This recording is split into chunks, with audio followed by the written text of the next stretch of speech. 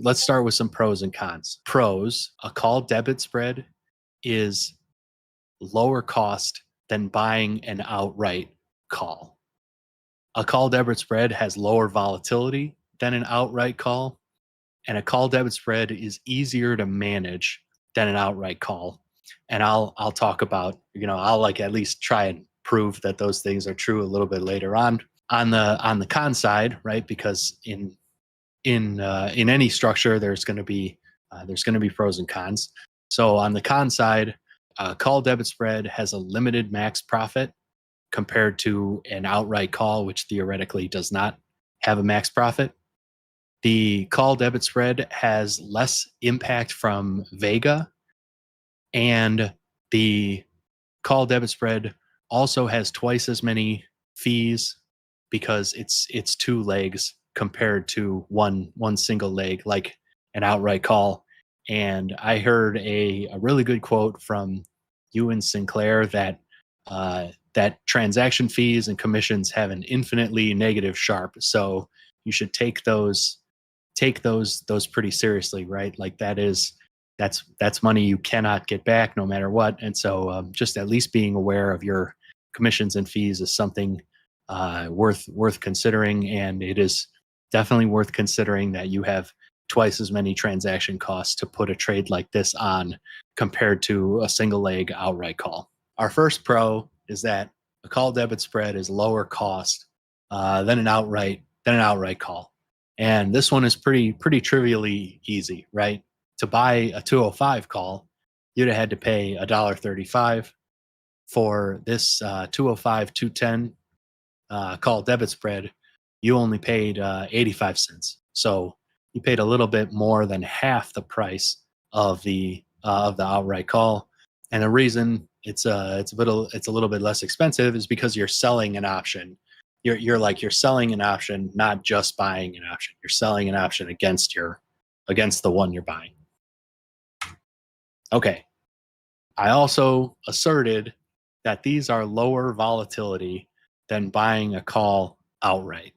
Now, I am of the belief that anybody who's ever bought a call outright understands the volatility on those, right? Like the price can change very, very quickly.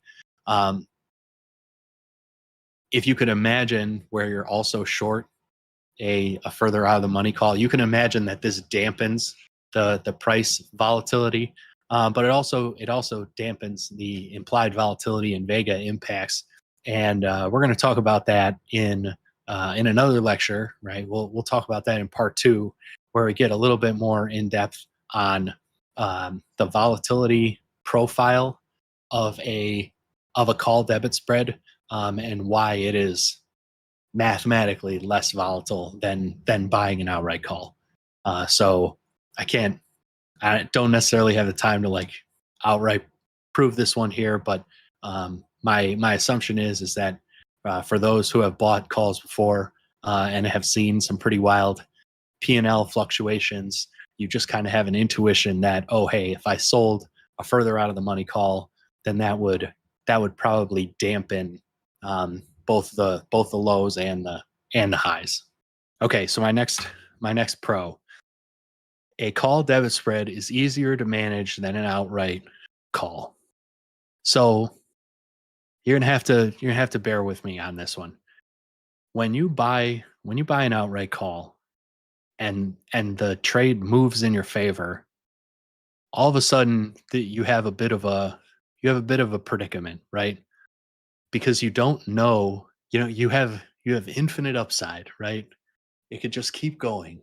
Who knows, right? It could just keep ripping. Whatever instrument you're looking at, right? You have that wonderful uncapped maximum profit. And while that's great for your overall P&L, if you're really good at selling the exact top or knowing exactly when to exit out of something like that, there are other mortals who maybe are not as good as at getting exactly out at the right time. And a call debit spread actually makes it kind of easy to manage, because once the underlying price gets to a certain point, you've reached max profit. You don't have to like evaluate whether or not you think this trend is going to continue. You're done. You paid and you were right, and price moved a certain amount, and any additional moves are fine. That's great. You're already at max profit. So okay, a con, limited max profit. There's a limit. If you on this trade, the maximum profit you could make is $4.15. If you just bought an outright call and JPM ripped, to $230 or $240, obviously, and you knew to hold on to that outright call, you'd be better off just buying the outright call, right? There is a limit on your on max profit here. There is less Vega impact from those implied volatility changes. Again, I'm writing a check here. We will talk about the volatility impacts and why this is kind of like a skew trade. Okay, and then double the fees. I don't even need an image for this one. Like I said before, you got to pay for two. You got to pay for two contracts instead of one, right? And commissions and exchange fees and what have you are they're non-trivial. So that's just one of the downsides associated with a structure like this. Trade-off you got to make for the protection, I'd say. It's like buying insurance, essentially.